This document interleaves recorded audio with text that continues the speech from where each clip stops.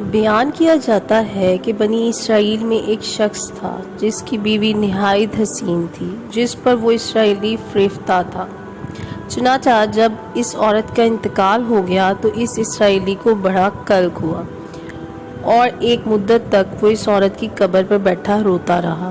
اتفاقاً حضرت عیسیٰ علیہ السلام کا ادھر سے گزر ہوا تو انہوں نے اس اسرائیلی کو پریشان حال دیکھ کر اس کا سبب معلوم کیا۔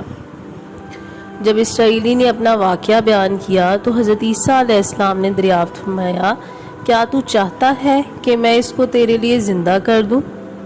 اس نے عرض کیا کہ ہاں حضور، یہی میں چاہتا ہوں۔ چنانچہ جب حضرت عیسیٰ علیہ السلام نے اس قبر کے مردے کو آواز دی تو قبر سے ایک حبشی غلام جس کے ناک کے نتنوں، آنکھوں اور جسم کے دوسرے سوراخوں سے آگ کی لپٹیں اٹھ رہی تھیں، حضرت عیسیٰ علیہ السلام کو دیکھتے ہی غلام نے کلمہ پڑھا کہ لا الہ الا اللہ عیسیٰ روح اللہ۔ اسرائیلی نے یہ دیکھ کر عرض کیا، حضور مجھ سے غلطی ہو گئی، میری بیوی کی قبر تو دوسری ہے۔ یہ سن کر حضرت عیسیٰ علیہ السلام نے حبشی کو حکم دیا کہ تم اپنی قبر میں واپس ہو جاؤ۔ چنانچہ وہ مردہ ہو کر گر گیا اور اس کی قبر کو مٹی سے چھپا دیا گیا۔ پھر حضرت عیسیٰ علیہ السلام نے اس دوسری قبر کی جانب توجہ فرمائی اور حکم دیا کہ اے صاحب قبر، اللہ کے حکم سے زندہ ہو جا۔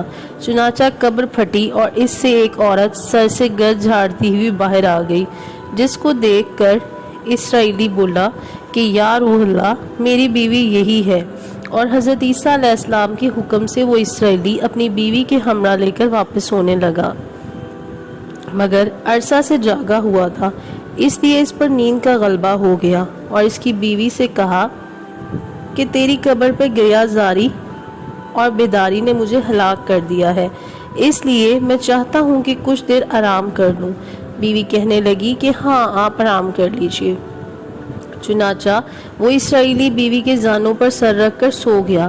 اتنے میں ایک گھوڑے پر سوار ایک شہزادے کا ادھر سے گزر ہوا جو اپنے زمانے کا یکتا حسین تھا، جس کو دیکھ کر شہزادی از خود فریفتہ ہو گئی اور اس کا دل قابو میں نہ رہا۔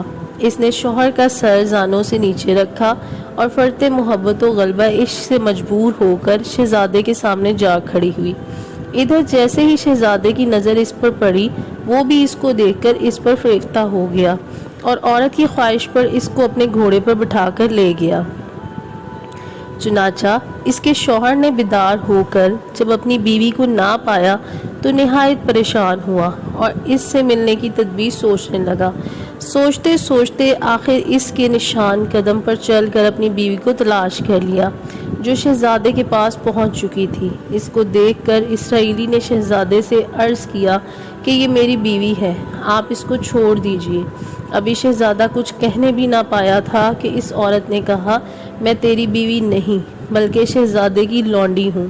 یہ سن کر شہزادہ اسرائیلی سے کہنے لگا، کیا مجھ سے میری لونڈی کو لینا چاہتا ہے؟ اس نے کہا، خدا کی قسم یہ میری بیوی ہے، جس کو میرے سردار حضرت عیسیٰ علیہ السلام نے مرنے کے بعد میرے لیے زندہ کیا ہے۔ ابھی یہ گفتگو ہو رہی تھی کہ اتفاقاً حضرت عیسیٰ علیہ السلام بھی وہاں تشریف لے آئے، جن کو دیکھ کر اسرائیلی کہنے لگا، یا روح اللہ، کیا یہ میری وہ بیوی نہیں ہے جس کو آپ نے میرے لیے زندہ کیا ہے؟ حضرت عیسیٰ علیہ السلام نے فرمایا کہ ہاں، یہ وہی ہے۔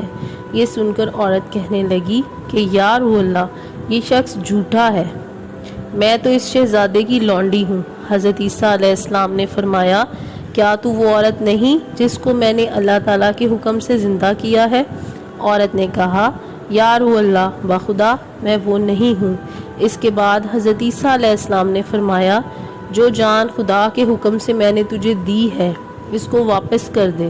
یہ سنتے ہی وہ عورت پھر مردہ ہو کر گر پڑی اور حضرت عیسیٰ علیہ السلام فرمانے لگے کہ جو شخص ایسے آدمی کو دیکھنا چاہے جو کافر مرا تھا اور زندہ ہو کر ایمان لایا، تو وہ اس حبشی غلام کو دیکھ لے جو پھر ایمان کی حالت میں مرا ہے، اور جو کوئی ایسے شخص کو دیکھنا چاہے جو مومن مرا تھا پھر اللہ نے اس کو زندہ کیا اور وہ کافر ہو کر حالت کفر میں مر گیا، تو وہ اس عورت کو دیکھ لے۔